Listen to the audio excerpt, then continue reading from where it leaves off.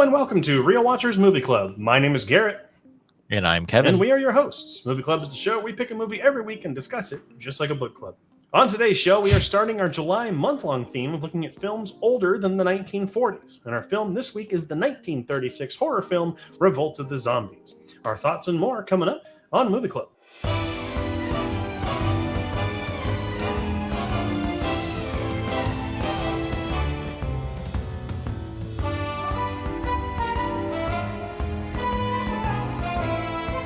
Released in 1936, Revolt of the Zombies was directed by Victor Halperin and stars Dean Jagger, Dorothy Stone, and Roy D'Arcy. An evil count has come into possession of the secret methods by which men can be transformed into walking zombies and uses these unholy powers to create a race of slave laborers.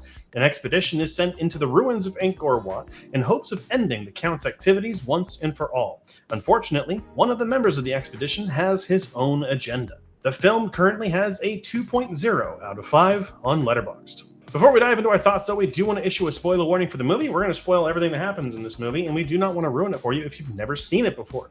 So go ahead and pause the video here, then you can come back. It's okay. But stay tuned to the end of the video to find out what movie we're covering next week, because it's quite a difference in tone. Alrighty, Kevin, and Revolt of the Zombies was your pick this week. Yes. And what made you pick it? It had the name Zombie in it, to be perfectly honest with you. And I think it's one of the first horror movies that have zombies available in it, I believe. So that's why I picked it. Technically one of the first. Actually, the first zombie movie was White Zombie, which is actually the first movie by this director. Revolt of the Zombies is a semi-sequel to that movie. So White Zombie was the first film that used the term zombie, and it was kind of the originator. But the first film that actually had the zombies as the living dead was Night of the Living Dead in the 50s. So yes, kind of some distinction going on there. But let's go ahead and dive in this, because you picked this because it has zombie in the title. Also, I'm assuming because it has a pretty sick looking poster. It does. I even commented it on the Letterboxd. I really picked it because of the poster, and unfortunately this poster does not hold up. It's just a pretty looking picture. Do we just go ahead and say it right now that this is the worst movie that we've covered on Movie Club? Absolutely. And it's okay, we're gonna have some bad movies, but I didn't think it was going to be this bad. So but I was looking forward to it because I know older zombie movies are not the best, but I wanted to see what made zombies want to be part of horror. And I would even say these aren't zombies. Technically they are, and we'll get into that in a minute. But in a way, in my zombies coming out from the dead kind of a thing is my type of zombie. So I was very disappointed in what I got, and especially how they transform into zombies is not the coolest way. Well, so the big thing about this is that the term zombie is used in I want to say it's the voodoo sense of the word, where it's just basically a hypnotized person acting like a mindless drone at the whim of someone else, right? So it is technically a zombie, just from a different cultural standpoint, which is so weird to say because this movie is not sensitive culturally at all to anyone. But it's. Yeah, it just sucks. It's I think I just want to say the worst part about this movie is how boring it is. It is. It's an hour and 4-minute movie. I could not tell you what happens. I know Bela Lugosi's in it though, because I saw him. I go, I know that guy. Technically not. It's just his eyes. I know his eyes anywhere. They stole his eyes. He's not even in the credits for the movie. Nope. Which is, he was in the first movie. He was the villain of the first one. So they reused his eyes. I hope he got paid. Which he probably didn't. But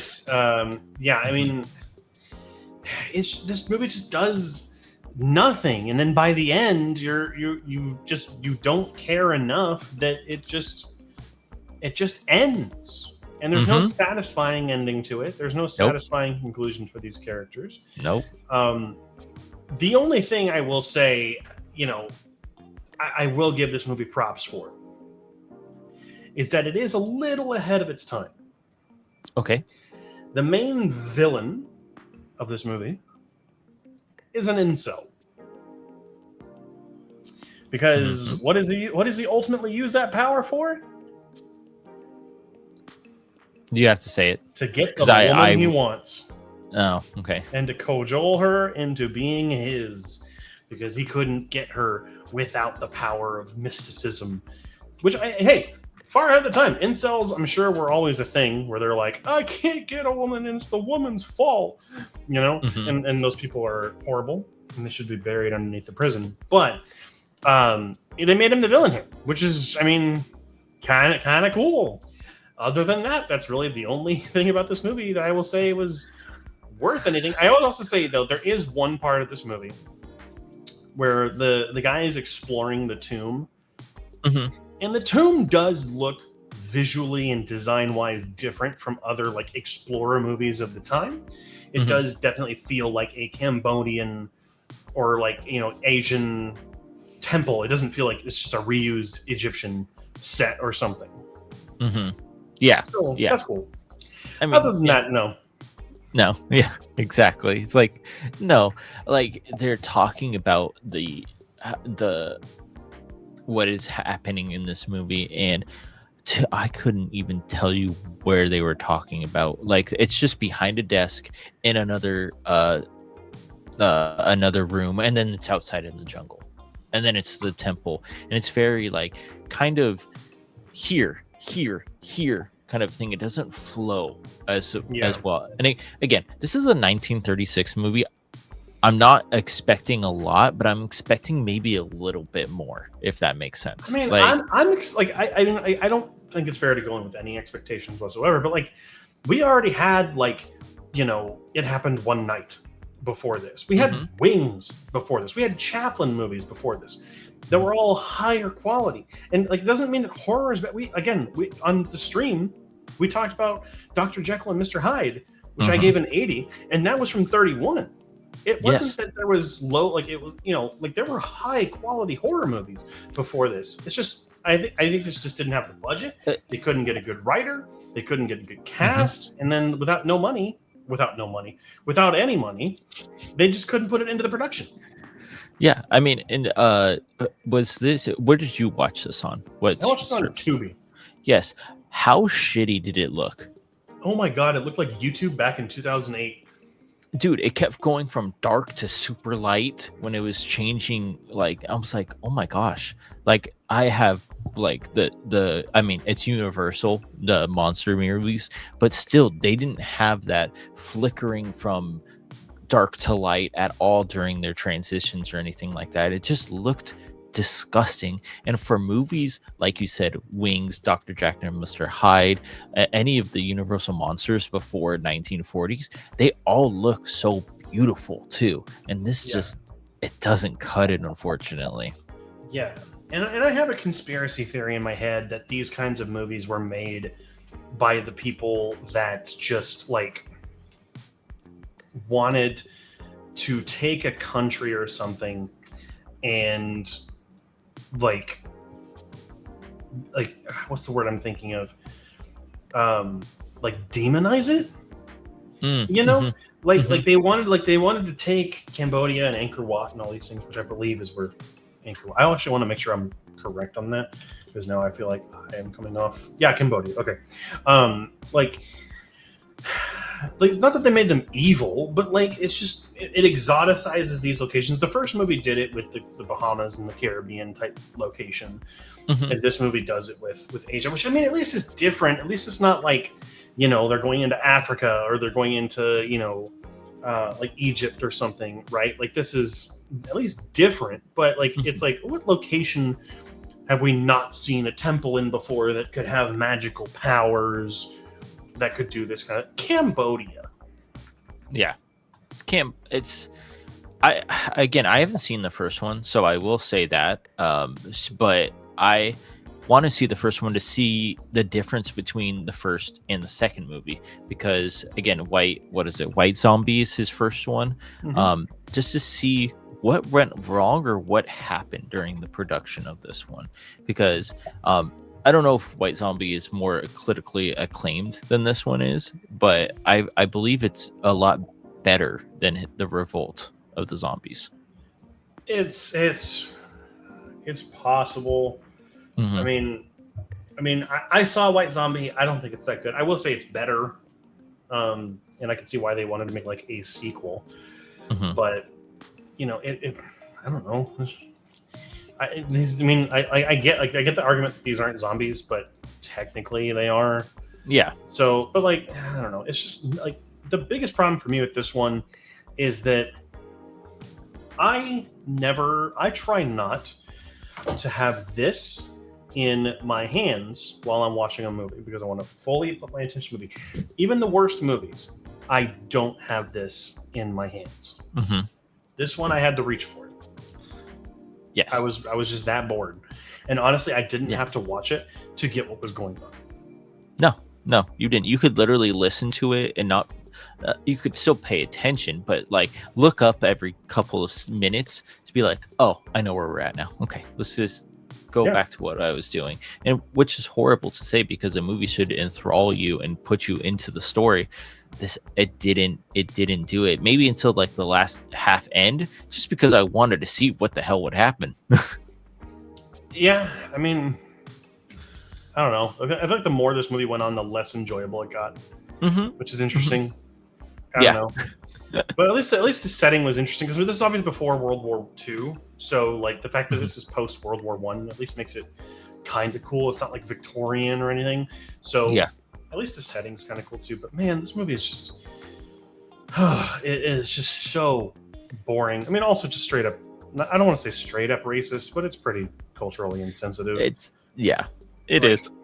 You know, like the Fu Manchu looking guy. You know, it's just not that good. Also, I want to point this out. Why was there like no music during this movie? I don't know. It's just silence sometimes, or it's just talking. There's no accordion that you get from it, or nothing. And maybe that's what didn't make us like it as much. Maybe if it's definitely taking a lot of points off. If it had good music, I would give it a higher score. But maybe not much higher, but it's a higher score. Doesn't matter. Been something. Yeah. But yeah, that really kind of got to me. No music was like, because I've watched movies from like the 1800s and the 1900s, which have had redone scores with like modern composers putting their spin on music with old timey instruments, and it's really cool. Like I think of a 1900s Italian version of Dante's Inferno, which this guy on YouTube redid on an old piano in the theater live, and that score was beautiful. Best part of that version of the movie that I saw. So I don't know why they couldn't have just done that. Like any music at all, even stock music would have been better. But they just it was just like there was just no music for parts that needed it. Like when he's exploring the tomb, why isn't there just like strings? You know, just going like creating tension. Nothing. No, I think maybe they didn't have the budget for it. Yeah, or they were just like music. Yeah, who needs that? Yeah, that's true. Kevin, this was your movie this week. Why don't you go ahead and give us your final thoughts and score? Yeah, unfortunately, we did have to watch this movie, but you know what? That's why we put it on here. We have good ones and bad ones, and this one was atrocious, unfortunately. But it being a zombie movie, I quote unquote that because again, my zombies are different than other people's zombies. It was okay. It's not the best. It is boring. It's only an hour long, and I think I looked at my phone for the whole hour, probably. Not even like not like looking at it, but I kept constantly checking it. That's checking the time. Like how much time has passed? Exactly. And it's like, oh, it's only been a minute. Well, shit. And like you said, no music to really engage me into the story. And I didn't give a shit about the characters. And then when I saw Bela Lugosi's eyes, though, I was like, hey, I know those eyes. And that's the only time I got excited. But I did give this movie a 15 out of 100, which accumulates to 1 star out of 5 on Letterboxd, unfortunately. Yeah. For me, I thought this movie was terrible purely because it's boring, it's insensitive, and it feels like it's such a step down in quality from other films of its time, which is crazy. I think it's so thoroughly boring, uninteresting. The villain is at least somewhat ahead of his time, being like an incel-y type character. And I will say there is at least some production design in the temple exploration scene that was kind of fun. Other than that, this movie is just apocalyptically boring. So I gave it a 12 out of 100, which is equivalent to a half a star out of 5 on Letterboxd for me. So, but that is going to be the end of this episode. The question now falls to you. What do you think of Revolt of the Zombies? Are we wrong? Who knows? No, we're probably right. But are we wrong?